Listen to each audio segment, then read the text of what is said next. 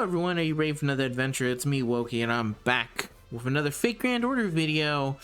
It's time, once again, for another Grind and Talk video. What's Grind and Talk? Well, Grind and Talk is a video series in which I do mostly for Go, where I need to grind something, and it's gonna be a long grind, and it's just gonna be like close to maybe 40 minutes of me grinding on a video. And talking about whatever random things come into my head, to just kind of talk and chill and relax. So yeah, that's the video. I hope you like it. If you do, feel free to leave a like, comment, and subscribe. I don't actually mind if you don't leave a like for this one. Watching is just good enough for me. I prefer likes to actually be on the things that I try and help other people, so that's kind of the thing. And you can comment and tell me, I don't know, it doesn't even really need to be about the video, I suppose. You can tell me how you're doing, tell me how you felt about the event, because I am going to talk a little bit about the event itself and some other stuff that I just kind of go through. But like I said, it's kind of like all freedom off the dome. It's really more of a podcast than anything else. It's just that gameplay is technically happening in the background. And speaking of gameplay, let's start with doing a little gameplay before I get too lost in the sauce of talking about it. So this is the 90++ node, which has an alter ego and a bunch of sabers, and this is the team that I use to fight it. It is not the perfect team, but it is my team. It is a team that uses Arash, Summer Castoria, and Summer Ibuki for the main thing. Arash takes care of wave 1, Summer Ibuki comes in, takes care of wave 2, and then by that point, all that's left is for Summer Castoria to kind of sweep up. And it is a simple team, it is a beats team, and this is what I've been using. Originally, this team had Ibuki, but just Ibuki in it, but there's a problem with that, which you can see right here. So this first node can have 1 to 3 people, so that means it's absolutely awful for anything that is it's really bad, because that means that my NP gain is going to be completely different from if there's only one. Sometimes there's only one enemy, sometimes there's 2 enemies, sometimes there's 3 enemies, and it's 3 enemies is the perfect. But the way that I ended up, I guess, solving that is that this is what I did, is that I just decided to put Arash. So that means that I have slightly less kind of things to grind with. This is one of the brief times where I would have been able to use more grind CEs if my Castoria had a higher attack, but she doesn't. Not higher attack, but she had more NP levels into her, like I do Summer Ibuki, because Summer Ibuki doesn't care. But yeah, unfortunately, because of some of the silly things around that, I can't really hit. I need basically all of Castoria stuff to go straight to her. But yeah, as you can see, Arish blows up the first field, and then in comes them doing their stuff. So I'll go here. Sure, I'll give it to him right there. I'll go here. But she should have no problem kind of sweeping up them here. As she goes back, she does the iconic Orochi pose. She smacks him with the 8 surging waves, with the Ibuki no Mitama there, and then we leave this all up to Castoria now. We can go here, we can go there. Doesn't really matter if anyone else does it, because as she's received all the buffs, she has an overcharge effect that should help out for fighting Satonia, and this should be enough, especially with 200% attack bonus and stuff like that. So then we'll go ahead and hit her, because she is also divine, so that helps a whole bunch, and I think she should be dead from this one hit. But yeah, if I had mine at closer to maybe NP 3, I don't think I would need the damage CE, but I do, because of various reasons. So there you go. That's the basicness of the team. That's what I'm going to be using for this one. It's very basic. It gets the job done. And yeah, okay. Now with that out of the way, I guess we can just kind of talk about the event itself, and I guess stuff in general. I guess I'll start with the game stuff. How do you guys feel about this event? I think it's a good one for just grinding out stuff. You'll notice that I did not do any videos of me reading the story for this one, and that's because when this thing originally came out, I did not like the story for this one at all. And it is because it's heavily Columbus focused, and I don't give a fuck about Columbus, and that's one of the main reasons. There's other reasons, such as the fucking egg thing. I guess spoilers if you haven't seen anything around it, but the egg stuff has always been really weird. It's like I think they think it's funnier than it actually is because they keep bringing back the egg. It's like the egg from The Simpsons, the way it keeps on coming back. And it is bizarre to me. The other bizarre thing, and I guess this is another one where it's like, I think you kind of have to chalk it up to, you can't enjoy the entirety of this series if something like this kind of gets in your way. And usually it doesn't, but for them, it does for me. But the entire conceit of this story is the idea that Columbus and Da Vinci knew each other in the past. And I remember, because after this story, I was like, whoa, did they really? Because that's a really cool thing to know. So I went to go look, and they're like, there is no actual proof that they ever knew each other. They just kind of existed around the same time.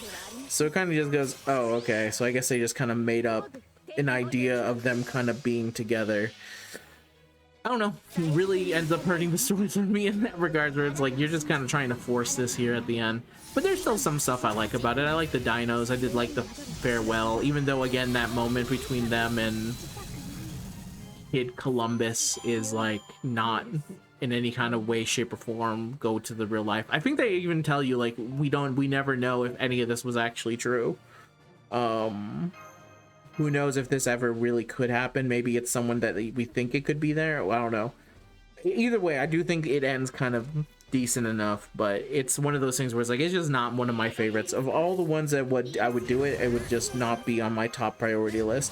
So I kind of just let it fall to the wayside. And then the other thing I remember is that it's also a lot of the story is like them really badly thirsting for Gouda, and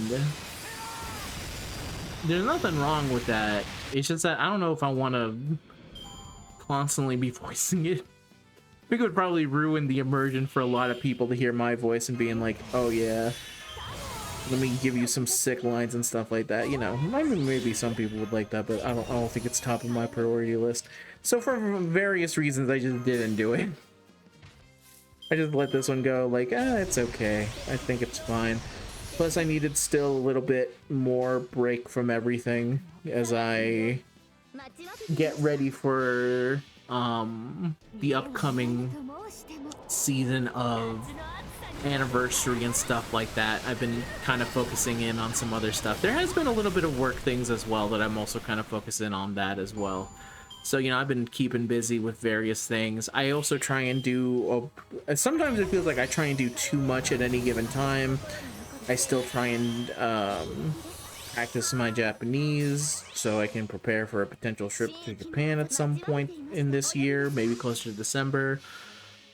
It was my birthday near end of April, so I also did what I could around then. Some other stuff kind of came up, so it ended up being that in the back of my head, I'm like, I know I want to do a lot of things. It's just that sometimes you just get stun locked and you end up doing nothing. And if that's the case, you just kind of have to come back and be like, okay, well, try and stop doing that. I'm gonna come back and I'll be doing my regular things. And to be fair, as far as this version of the game goes, it's kind of in a lull is a good way of putting it. It's like in a sleepy state until we get to the important anniversary stuff. Not compared to like JP right now. Like obviously JP is dealing with the Fate Strange event that's currently going on. So, and once it was announced that like, yo, we ain't getting it, it was kind of like, oh, okay. I guess we are really gonna kind of go for the motions as we prepare for anniversary stuff. So it ends up being a case it lets me kind of relax a little bit. But yeah, so that's basically where I've been. I still need to do a lot of things. I still am really mad at myself for not doing what I promised, which was getting a Gintama Shonen Archive video out in time. I really gotta stop. I really need to just do it. I know it's tough because they're very understanding, the people who love Shonen Archive. Another series I do where I talk about various Shonen Jump stuff. I'm in a part where I need to cover basically 8 episodes at a time, and that's just very hard to do given the constraint of what stuff I have and talking about all the things I do, which is a lot of it is also just like, oh yeah, I'm studying, I'm doing this, I'm doing that, but I'm also like playing games and doing some other things on the side as well. So it ends up with a plate full And I have to do like better at like managing my time and doing things like that, which I feel like I'm getting to the point of that, but you know, can always be improved. So yeah, I can't wait to get more into it. I need to also get back into the story. Again, there's also things from here that I promised I'd do. I also need to go back and keep on playing Witch on the Holy Night, which I've now started playing on the channel, just releasing an hour video here and there of doing it when I have the chance to do it, to eventually get to the point where I can actually just read the collab event for myself. Do a video on it, obviously talking about it, just because I think it'd be nice to be like, yeah, I stopped myself from going here, then came back to it later, but you know, I have to reach it there first. So a lot of things to do, always a lot of things to do. So yeah, that is that's me. So again, feel free to let me know how you feel about this event and stuff. But okay. You know, as far as the game goes, it's been a pretty simple. It's pretty simple right now, because a lot of it is just like remembering to do the grind and just make sure to actually do it and stuff like that. That's been the thing I like about Fate Grand Order the most, is that it's super chill as far as like completing the stuff like this, where it's like they're not really pushing me to a direction where it's like, no, always be playing, always be doing that. The one thing I really want from, for example, another gacha that I do play, Uma Musume, I really want them to introduce that auto mode so I can use it on my dailies, because some days I really don't want to dedicate an entire 20-minute block at fastest to completing all the dailies. I want it out in a certain amount of time. It's the only way I can do it to keep up with everything, because right now, because I do play that game every single day, it's a thing of like, did I forget to do something here? I feel like I did, but it's okay. No, I'm probably fine. We'll find out, huh? Sometimes in the clicking and the talking, I occasionally fuck up, but I'm sure I didn't forget anything this time. But yeah, some way to make the dailies go by faster. Obviously, there are days where I want to play Uma Musume and I'll do it for a full-on day and do all this and I'll do all that. But I prefer it when gachas are like very chill and like relaxing with their like dailies and stuff. Like for example, in FGO, they're like really just like, here's our weeklies. Make sure to get them on time. Here's the current missions going on. Make sure you do them on time. But they give you plenty of time to do it and do everything there. Like even for the stuff where it's like catch up to the story, there, unless it's like full on like, yeah, read everything, for the most part you can kind of just be chill and just try and reach it there slowly. And they usually give you like a full month's head of time or something. It's never a case of like, get there in this week. Now there's the 3 people party that I wanted from the beginning of this. If only you were consistent. Yeah, that's one thing I've been doing. What's some other stuff that I've been doing that in general? I was, the new set release for the Hololive DCG came out. I did a video talking about my deck, Polka. Loved it. When my brother and me went to another one of our locals, because it's one of 2, I guess you want to say it. For that one, I decided to be very casual and just show up with an actual Narissa deck themed to the Narissa mat that I had, just to show like, oh yeah. Well, one, it's a really for fun deck. I play it, and I think the Narissa deck is probably very good for beginners going into it, but I'm completely ass with the deck because it requires you to like think a little bit more, as opposed to Polka just kind of going in there. But for that one, the person who ended up winning was again Polka, because my brother and someone else eliminated the 2 Okayus in the format, so I just let Polka kind of run free for the most part. And my brother bricked as well. I think if you hadn't a bricked, you would have been able to beat it, because you have 6 life, and that is the big killer when it comes to Polka in this current form. He drew into all debuts, which is basically like drawing into all starter Pokemon for anyone who don't know. So, even though my brother did the due diligence of destroying the best deck in the format, he ended up bricking, which as it goes, it's a... Yeah, losing to the second best in that specific day, so... And to be fair, there was a lot of bricking going on in general. When it's best of one, that's just how it goes. We were actually surprised because when I was playing my third game, the people who were playing for basically the lower brackets, we were still playing, and then the people who were in top had already finished, and we were like, wait, what?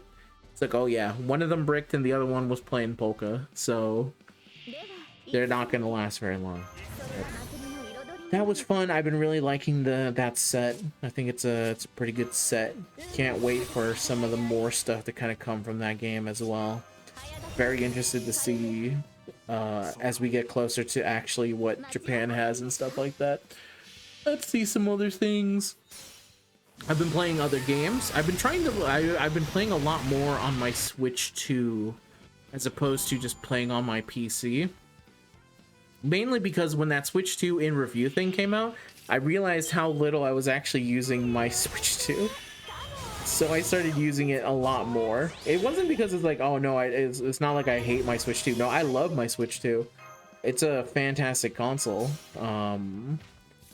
But I needed to be better at actually using it. I don't know, sometimes it just gets like that sometimes. So I've been playing on it much more recently. And now I'm trying to beat out a lot of the games in my backlist. I played, I beat Bayonetta 3. That was the big one because I've been waiting to play that. I bought it on Switch.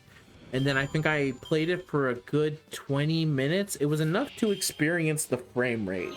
And it made me say, you know what? I think I can wait until they fix this frame rate. And then eventually the fix came in the sense of, we're just going to release a Switch 2, and that will just make the frame rate better because it's a more powerful machine. And yep, it totally did. The gameplay of that is really good. The story of Bayonetta 3 is not good. To be fair, the stories of Bayonetta 1 and 2 are also not good, but they're not good in a sense of like, you forget them and you just remember the hype modes. If there was ever a series that was actually just like hype moments and aura, it would actually be Bayonetta. It is the thing I remember most about Bayonetta is not typically the story. It is the hype things of like, oh yeah, I remember when you go to space and you fought this and then you go here and then you fight this. Like that's the stuff I remember typically when I play Bayonetta, and I'm okay with that being like the base level because it never pretends to be like, oh no, we're trying to tell an extremely amazing story that will change your... No, they're never trying to say that. So I'm not like expecting amazing story from it. I'm just expecting, I guess, what you could charitably say is bare minimum. Now that I see that damage, I feel like there's totally a way for me to grind with less C, but I'll worry about that off screen. But for Bayonetta 3, it is very, very, very bad. There's like no easy way to sugarcoat this one. What makes it bad? It's just like there's a lot of things that just kind of happen and then they never really explain it. It wouldn't be bad if the story was just like a simple thing, but they really, I think, want you to take it seriously. And by the end of it, it was a case of like, it kind of ends and then you go like, that can't be the ending to this, right? Surely that's not the ending. And I know this because I ended up watching other people who played it just to see like, did they have the same feeling I did where it's like, that's not how you end this, right? And they all had the exact same feeling of like, I'm not so sure about this, but the part that ends up making me really like a little bit better at it is, so the way it kind of, I guess I don't want to spoil Bayonetta 3 for anyone there, but the way it, I mean, it's years old at this point, and honestly, who knows? But the point is, I'm trying to do my best here, is that there's a main story beat, and then a sad dance break, and then the credits roll as you're dancing, and then you go into another fight, and then credits roll with another dance again, and then you get another cutscene that hints at the future of the series, which as of this point, the very idea that Bayonetta has a future is funny enough as is right now. Not because of the quality of it, simply because it takes them like 17 years to make a video game. The only exception being that the game that released immediately afterwards, but then they never released another game afterwards of the same art style or anything.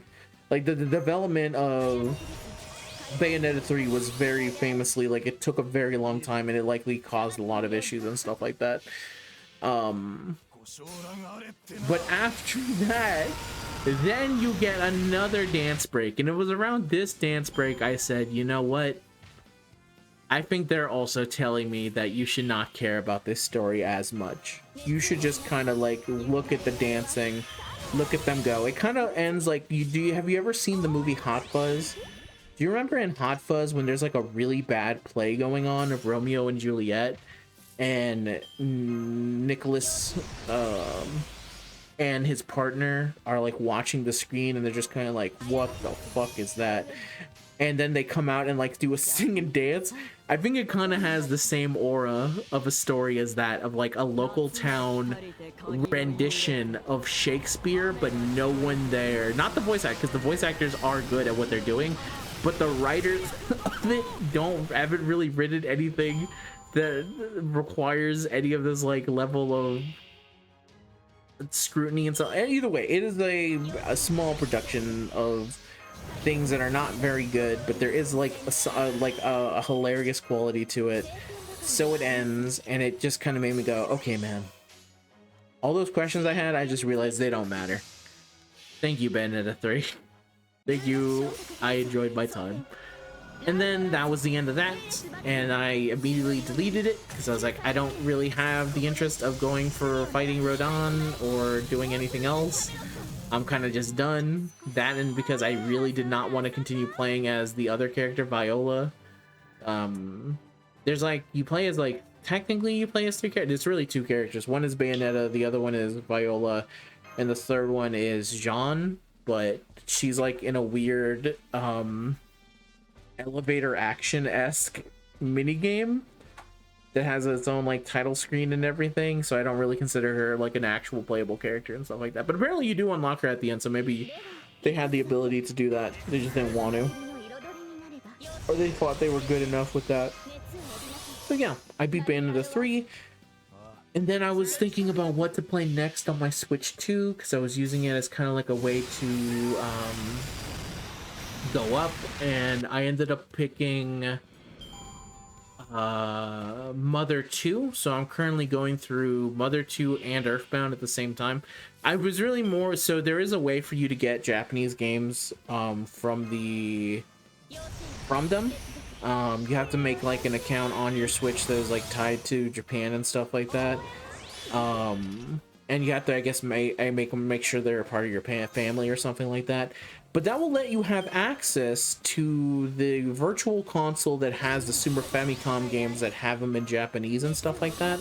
And because I am studying Japan and stuff like that, I figured it would be cool to play that and stuff like that. Like, I do love Earthbound, but I also have never actually got into the end of Earthbound. I've always gone into the desert town, and then that's where I typically call it quits on Earthbound. Mainly because every time I played it, it was on a PC, and then I would lose my save file. But I really do like the aesthetic and everything about it. I just actually want to get to the end of the game one of these days. I know what happens and stuff like that, but it's one of those cases of like, I want to actually reach it there myself. And then I also decided that while I'm doing that, so not only am I doing that, I'm like keeping notes, writing down specifically what the katakana on there. So the way that Japanese works is that there's katakana, hiragana, and then there's kanji. And Earthbound has no kanji. Did I forget to do one of my buffs? I sure did. It doesn't use any kanji, so you only really see the hiragana and the katakana, and that can help if you're not familiar with a lot of the kanji. It can also be a little bit more confusing once you actually learn kanji and stuff like that. But I figured for my level, where I really just wanted an improvement of how to actually recognize the hiragana and the katakana, I think it ended up working out pretty well for me. So I play it normally. I got to a certain point where I was like, oh yeah, I'm writing this down, I'm doing that, I'm doing my due diligence. And then it comes time to actually like, so then I play it the Earthbound version. So I play Mother 2, I go up to that, and then I switch over before I'm done for the day. I go over to Earthbound, and then I catch up to where I am on the Japanese version. And at least that's how I decided. I only just started doing this today, and I said, okay, so while I'm doing this, I may as well play the game in English as well to kind of catch up. And I figured that was a good enough idea, and then I went to catch up to see how far I went, and it was about 30 seconds. It took me almost an hour or two to get into the groove of like, how do I actually want to approach this game and get this correct and stuff like that. And by the time I finally did it, I was like, okay, well, for tomorrow I'll continue doing this, or doing something adjacent to this, and just kind of go from there. And I was like, okay, well, let me play the English side as well, just to see how they translate it, because I also have, which I'm going to probably start reading now, a book that's about the translation of Earthbound, which is apparently the translation of Earthbound, I believe, was made by a single person, because that's how translation was done back then. And I kind of I was very interested because it's a very good translation of it. And I wanted to, once I heard that there was a book that was like, went into the nitty gritty, because it's not enough to just be like, there's a lot of things in Earthbound that likely needed to be changed, like the happy cult stuff obviously had to be changed, because in the Japanese version, I believe they have swastikas in their head, but I believe the swastikas are the Japanese equivalent of the peace symbol, you know, similar to Neji and Naruto, how he has that on his head and stuff like that. So I really want to read the process about it, and I want to like do more of it, because I think it's a very interesting job of doing it back then. And obviously a lot of Earthbound is kind of like built around its quirky nature, and it has a big cult following over here. But without that specific nature of it, or him being able to like translate what it was like in Japanese to over here, it changes the entire gaming landscape at that point. Like, if you really think about it, if you think about the legacy of Earthbound, if Earthbound is not made and not translated the way it is, so that means Mother 1 is made and then Mother 2 is made, and then the translation of Mother 2 goes here, and if it wasn't done exactly right, then we live in a world that just simply doesn't have Undertale. And I can't imagine a world where that is the end-all goal of this, of like, we just don't have a very specific type of person, which is this style of game, which is all these people that were inspired by Earthbound. It's quirky writing, the way it writes, the way it plays and stuff like that, were inspired by it. So if these specific set of circumstances just doesn't exist, an entire portion of like gaming is completely different from today. And that's enough for me to be like, okay, I bought the book and I'll read it now that I've started actually playing the game. It's a big ass book too. It kind of reminds me of the big book strategy guide that came with the super crazy special edition when they tried to sell it to us over here, of like, this game stinks and stuff like that. So yeah, that's the other game I've been playing on Switch too. Oh no, there's another one. I need to finish Paranormal Site, which I've started the sequel, but I haven't gone into, I feel like I'm maybe still in like the first act of the game, getting close to maybe the end of the first act of trying to build up the mystery that they got going on there. That's another very good game, but I don't want to talk more about it until I actually get a little bit more into it and stuff like that. So many stuff to do, like I said here. I think that's basically it. Obviously, there's always the same gaming stuff that I do for dailies and stuff like that, which is Great Grand Order, which you're seeing right now on the screen. There is Zenless Zone Zero, which I need to catch up to the story of, because I've been very bad at catching up to the story. There's really no excuse to it other than, man, I really need to be catching up to the story and shit, man. I don't know why I put up Arosha's there at the end.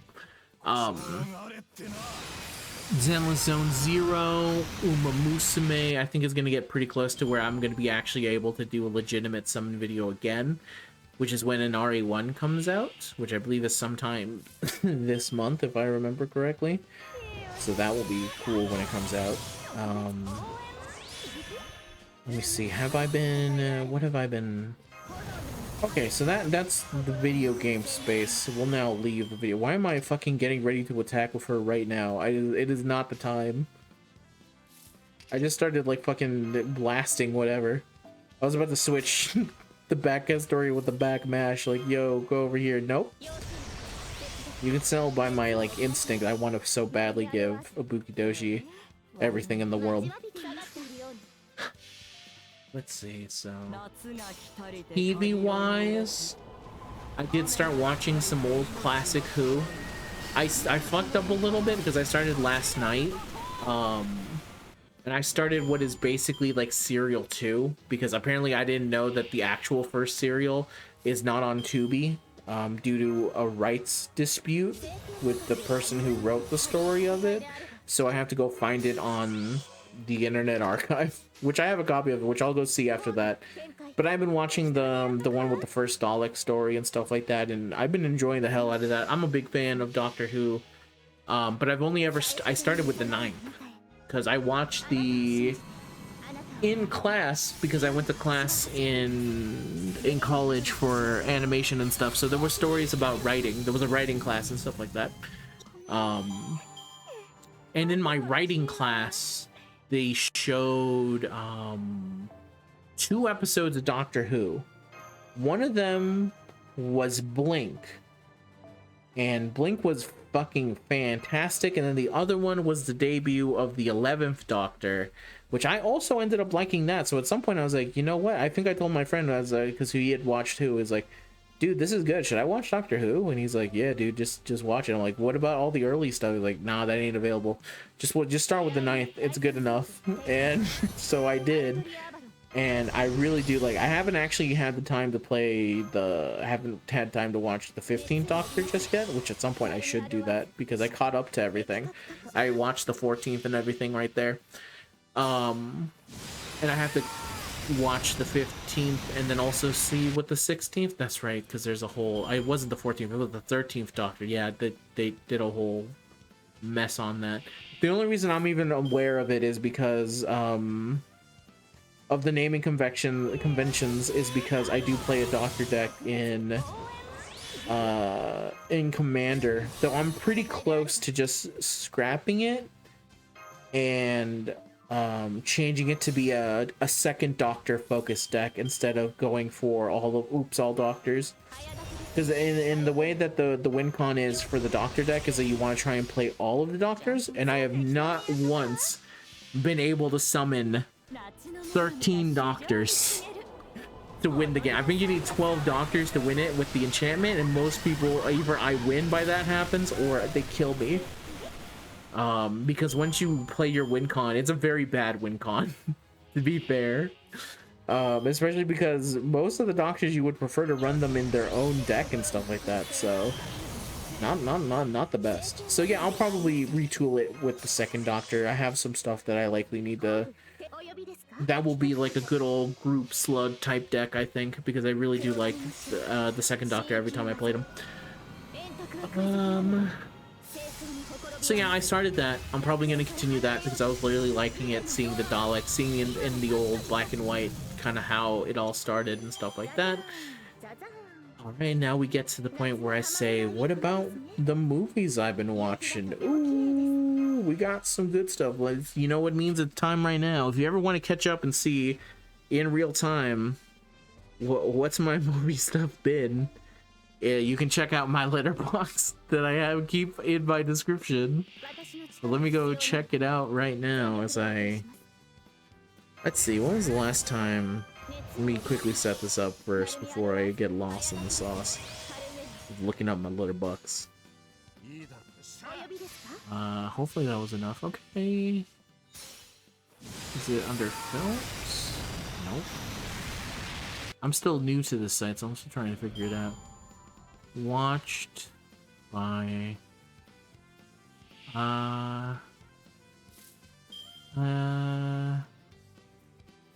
when rated the newest first? Yes. Okay. Go here. Try and make sure I do here. Play, play. I love that voice. Love that voice line.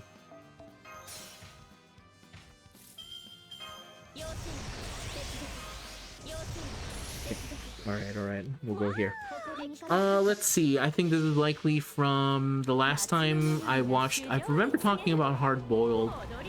So I think after that it is the 1933 version of King Kong, which was me rewatching it again. Faces of Death, the 2026, a movie called Thrash, which is on Netflix right now. Saving Private Ryan, which was the first time I had ever watched it. Speed Racer, which was not the first time I had ever watched it. Making sure I gotta prepare this woman to get ass blasted out the sky. Serpent, which is from 1925, which is actual. The Japanese name is, of course, Orochi. This 2003 documentary called Wheel of Time, Shelby Oaks, and then Better Watch Out. So when you kind of pull it out like this, I have a hell of a weirdness to it. So I guess I'll start. I don't remember if I talked about watching King Kong, but if I did, I'll just very quickly say it. 1933 King Kong. I love that movie. Absolutely amazing movie. Everyone should watch the old version of King Kong. It's one of the greatest story ever. Some of the greatest animation put to film. Literally, Peter Jackson at one point tried to film a cut scene from it, and they literally were like, I don't know how he did this back in the day. I'm here with my Peter Jackson millions trying to do, not his millions, obviously, the studio millions. Trying to recreate this animated thing, and I can't do it. And it's like, wow, truly is a different time now. There is... So yeah, King Kong, that's obvious. It's one of the greatest for a reason. Faces of Death, which was the new version of Faces of Death. If you are familiar with Faces of Death, I think the first thing you'll ask is, there was a new version of Faces of Death? How do you make a new version of Faces of Death? And I agree with you. I was similar of the same mind when my sister said, would you like to go see Faces of Death? And I said, there's a new one, and I just gave that to Summer Ibuki instead of giving it to the correct person. Fuck. It's fine. I said, yes, sure. And so I went to go see it because I do know, I'm familiar with Faces of Death. It's a very, like, interesting point in horror movies, because when you think of horror movies, the way the Faces of... So I guess if you don't know what it is, I guess I'll explain it real quick. Faces of Death was the basic conceit of it. It was like a fake documentary of this doctor who said basically, over the years, I've been documenting the various faces of death that I've seen across the world, and I'm going to show you.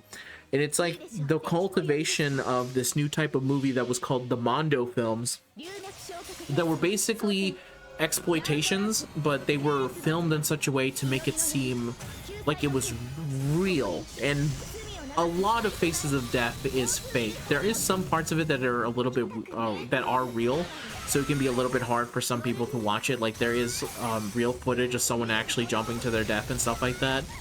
But it is like the movie who has infamously shown, like, some of the most infamous scenes from it are like them saying like, oh yes, these people eat monkey brains, and they have like a monkey and they like bash its head open to eat the insides and stuff like that. But obviously they didn't actually show a monkey being killed. They didn't go that far, but it was enough for the people back then to go like, oh my god, they actually did do this, and this is what the people are showing.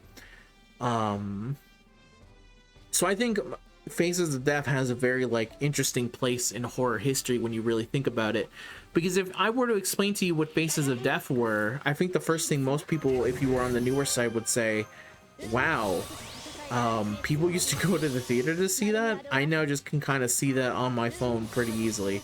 So that is really the thing I was most interested to see, of like, what does Phases of Death for the new era actually mean? And they kind of get around it. I think the basic idea that they had was that they were going to do a killer who's trying to recreate the Faces of Death, and it ended up being just a fun little horror movie to kind of go through. I think the main actress and the main guy playing the bad guy in it did an excellent job. Let me see what is their name, because I can just look and see what their names are here. Barbie Ferreira and is it Dory Montgomery? Let me see. I think it is. It is. I remember him most as the brother from Stranger Things, the asshole racist brother. But he's in other things. He was actually in another movie I'd watched. He's also the Red Ranger. That's right. He was the Red Ranger in the Power Rangers failed reboot, one of many. He was amazing. I loved him in it. I think he did a great job playing the villain in it. And Barbara Ferrer is, I forget, I'm not familiar with. I don't watch Euphoria, so I don't know. I know she's from Barbie Ferreira. I know she's from there. She did an excellent job as the counterpoint of like what she's kind of going for there. And yeah, so thought it was an interesting idea pulling it in, and good on them for trying at the very least. I ended up giving it like, I think a solid 3. I think it's on the, just, you know, very good, very nice watch. Enjoyed my time. Thrash is the Netflix shark movie. I gave that a 2 because it's not a very good movie, but there are parts of it that are very funny. Like, there's a guy who gets like bum rushed by a bunch of baby sharks. I guess the conceit of this movie is that there are you know, it's a shark movie. The fucking sharks come down on a small town because of overflooding and stuff like that. But they're not like big sharks, they're like baby little tiny sharks. So when they attack people, you just see a bunch of like little like it reminds me of the sharks that I used to see in SeaWorld back in the 90s, where it's like, ooh, check out this little shark, but there was like a whole bunch of them there attacking them. I thought it was very funny and very silly. But it's really boring for a lot of the movie. I actually wish if it was a little bit more like those scenes that are like really interesting, because there are like really funny scenes in it, but there's not enough of them for it to justify itself to me and stuff like that. Oh wait, that's right, I did see some other stuff here. I forgot. Let me see if I can quickly. I remember now, because I'm sorting it to when rated. I should not have. There's some of them that I watched when it was, yeah, there we go. Then there was likely one I missed that was, oh no, yeah, no, that was a while ago. And then I watched Saving Private Ryan, which I had never seen before, but in my mind this was like one of those quintessential dad movies. There's a certain amount of movies that in my head I go, seems like one of these movies that my dad would just kind of randomly put on to just kind of watch in the background, or while he's like relaxing from work and not working and he's like in his truck watching something, I assume he would just probably put on this movie and check it out. Fantastic movie. I'd never seen it before. So the funny thing about it is that a lot of the scenes in it are referenced in other things I watched, like Conker's Bad Fur Day. They have a scene that is just completely the opening act of Saving Private Ryan. So it was nice to kind of see where it came from. But yeah, that's an easy 5 stars. I can't believe that thing did not actually win the Oscar when it came out, but you know, Oscar politicking, it is what it is sometimes. But that was a clear, like, yo, someone fucked up on this one. I don't know how the fuck you guys didn't make this one win. Next one, Speed Racer, which I got to see thanks to because it was close to my birthday. And I got to see it in IMAX, and holy shit, there were colors on the screen that I didn't think actually existed. It was absolutely amazing. I loved it. I think it's probably, if I were to think of what is the best live action adaptation of an anime, it's likely Speed Racer. Like by a country mile, just because the Wachowskis, I mean, they are just like They're crazy. They're crazy filmmakers. I think both of those sisters is absolutely amazing at what they're doing. Absolutely crazy. I love that movie. You should check it out. It has a lot of really good statements about, like, especially if you are someone who either believes in art or believes in the very idea of like a specific hobby that is like being overrun by rich assholes, which I feel like in now's today's age is more prevalent than ever. I mean, you hear the stories now more than ever, especially as someone like, it's not even just related to like games or anything else. It's like happening to TCGs and stuff, like the fucking assholes who are scalping and trying to specifically invade spaces, specifically trying to make money and then abandoning it the second that it no longer makes them enough money. Like, that's the end goal for them, is that eventually they're going to get to a point where they're going to market dry and then there's nothing left, and then who's left to pick it up but the people who actually gave a shit about it. So I think anyone who has ever dealt with like that invasive species of person that has tried to just ruin the specific thing you love in a like monetary way, to rob it of its artistic value, I think it speaks volumes to it. And of course, movies have a lot of that in there, like the very idea of like, if you're not even trying to do work with the big dogs, then what are you even doing? Then next I have Orochi, which let me see if I can remember what the name of it's a black and white Japanese film, but it's a very specific kind that I was like, kind of the reason I watched it, because I was like, I've never heard of one of these types of movies before. Let me see if I can quickly find the name for it.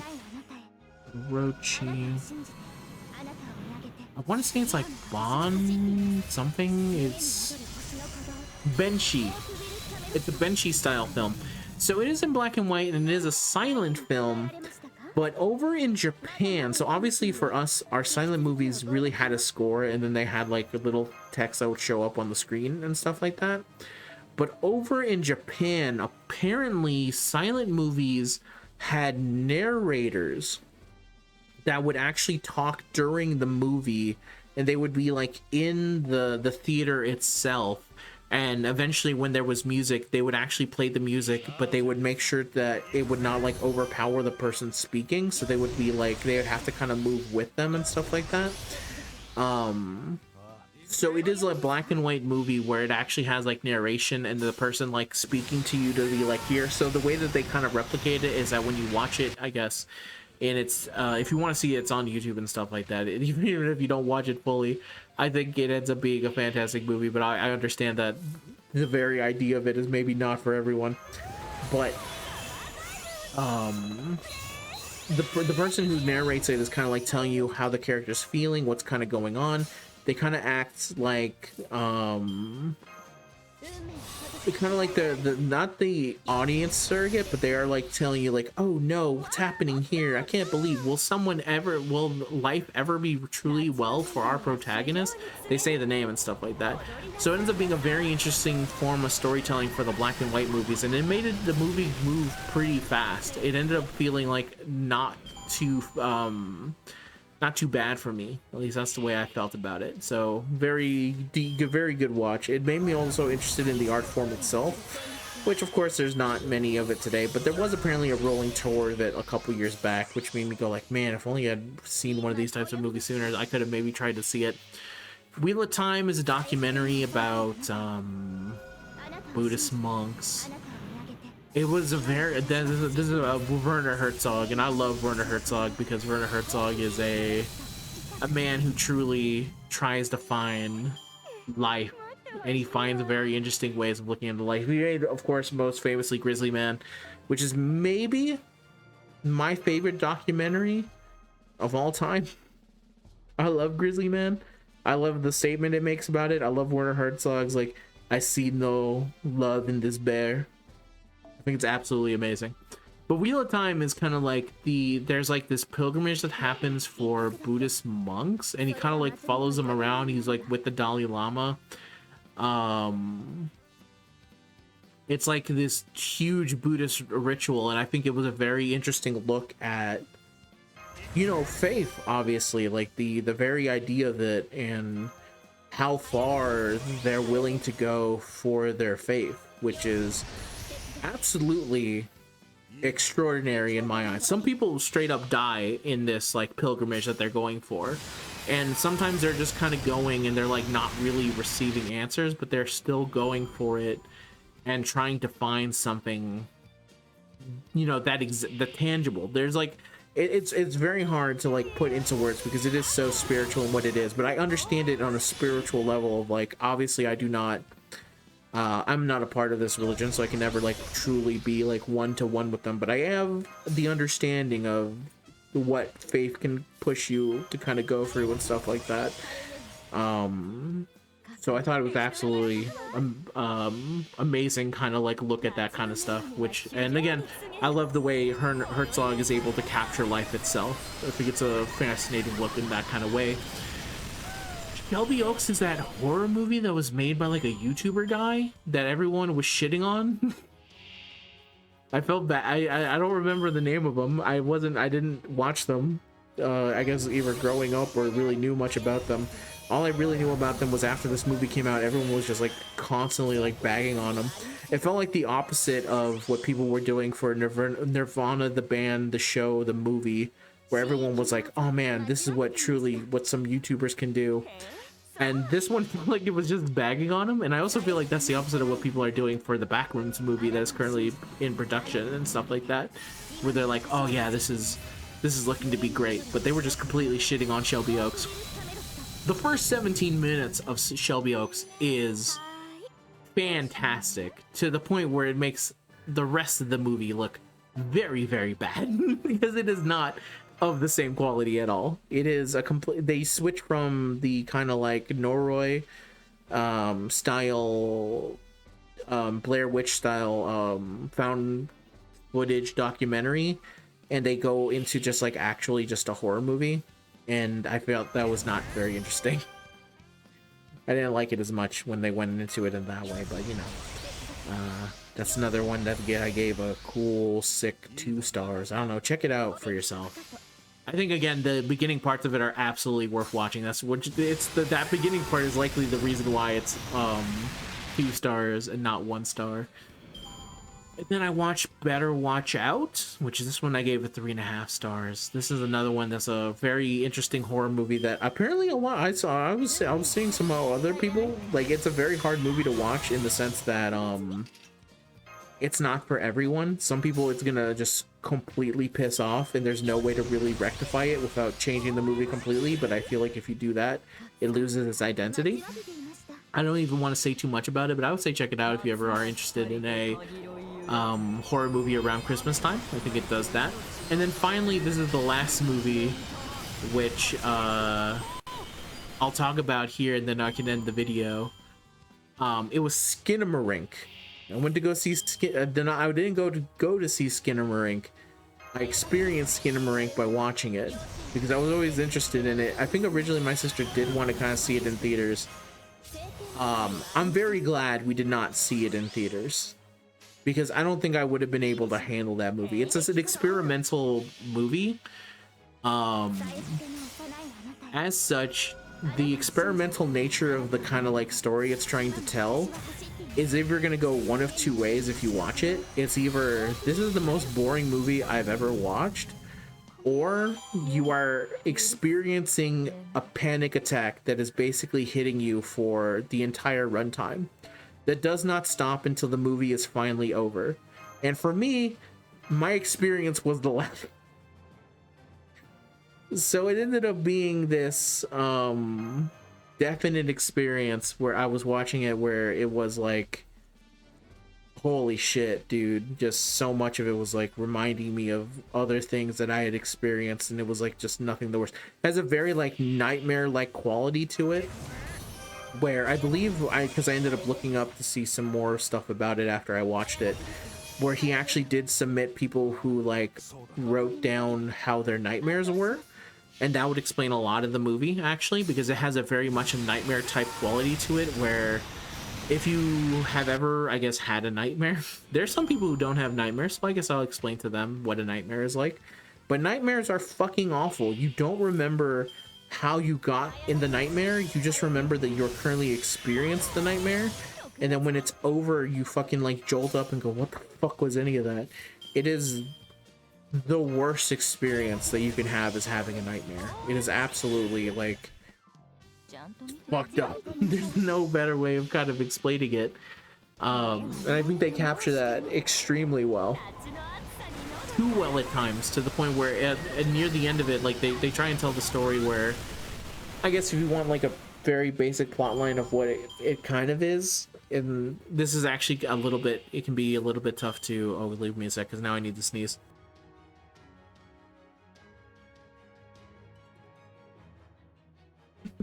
All right, I'm back. The actual plot inside of it is told very like weirdly, I guess is the right way of saying it. I don't know. It can be a little bit tough if you're not actually fully paying attention and trying to experience it as it kind of goes by. But the basic conceit of it is that there are two kids, and they wake up one day and their dad is gone, and then as they're exploring their house, stuff starts disappearing, and that's just kind of the basic rundown of what it is happening. And there's something that is inside the house that they hear, so you kind of follow them around as you kind of go from there. And then at a certain point, if you're looking to have like answers to what's going on, you're not going to find any, similar to how you would never find an answer to a nightmare.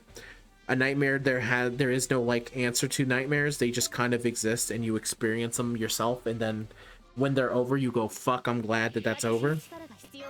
Because what the fuck? Because there's a brief moment of like fogginess where you actually think that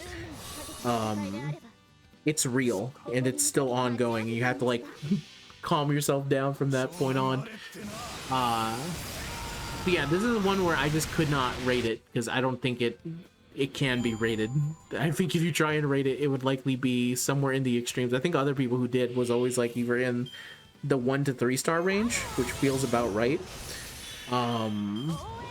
But could not in good conscience do it, where it's like, how can you rate something where I'm like, I guess if you actually think of it as far as a movie goes, yeah, I guess there's plot lines and stuff like that that make me feel like, oh, it didn't actually like sufficiently reach that level. But then when you think of it as an experience, then this is a once in a lifetime experience that I just went through, one that I never wish to probably ever go through again. It would have to be some extreme circumstances for me to return to it.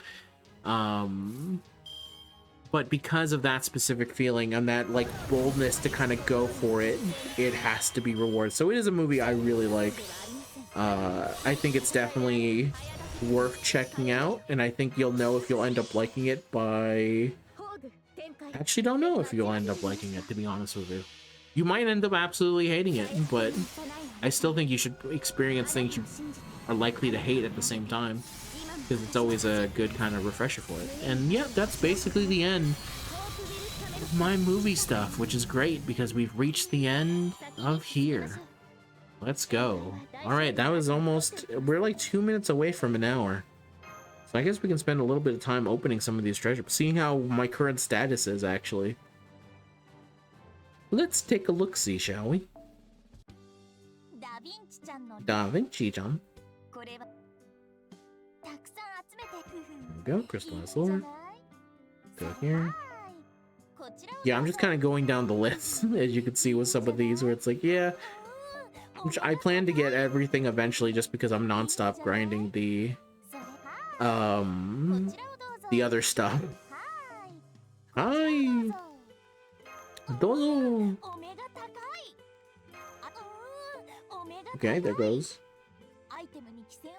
Yep, there goes the end of those. So now we go to Cutlass. I had 8. Now we go over here. Take the last of these. I think these are now in the silver range. So we'll pick some of these up. See, how many of these do I have? 724, okay. Pick up all these silver pieces, because one of these days I'm going to have to end up using them on that fucking... Is my rider, like, stuff here? No, okay, they're not. I'm going to end up using this on... I'm going to end up needing these later. So I may as well collect them while I can. Yeah, look at my riders. I used to have 300 riders. I just barely got back to 176. I think for a brief time I had like 50 of them at max. All right, let's open up this chest. 6,200, not bad. Thank you. Thank you. What is this, lore? Yeah. 49.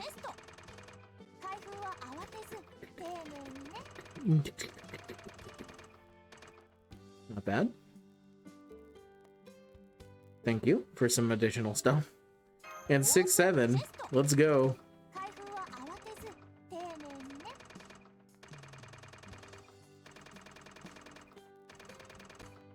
Perfect. I just wanted to hear the noise of that one go. Oh yeah.